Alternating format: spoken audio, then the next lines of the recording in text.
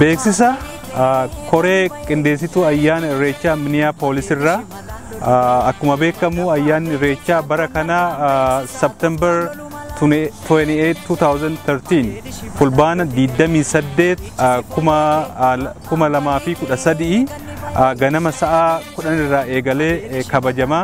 Bakki isaa bakki teessoo malkaa yookaan Lake Nicomoos, adreesni isaa 4955 West Lake Nicomoos Parkway dha. Guyyaa kana akkuma beekamu waan garaagaraatiin bakka sanitti deemaa ganama eega waliin yaanee haree hojjechaa malkaa buunee irreeffannaa agarsiis dhiichisaa deebinee waan garaagaraa nyaata jira, dhugaatii jira.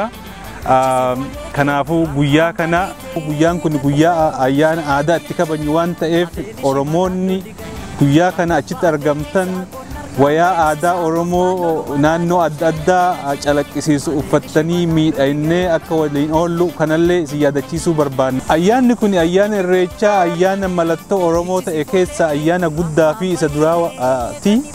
Kanaafuu namni Oromoo ta'e hunduu maal duraan dursee ayyaanni kun Oromummaa fi Oromummaa irratti callaa hundaa akka amantiidhaan ka saalan ka umriidhaan gargar nama baasne waan ta'eef ka Oromoo illee tokko godhu fi mallattoo Oromoo isa aadaa duudhaa fi aadaa ganamaa waan ta'eef namni marru achi bahee Oromummaa isaa akka dagaagsu ammallee ergaa irra deebinee dhiyeeffanna.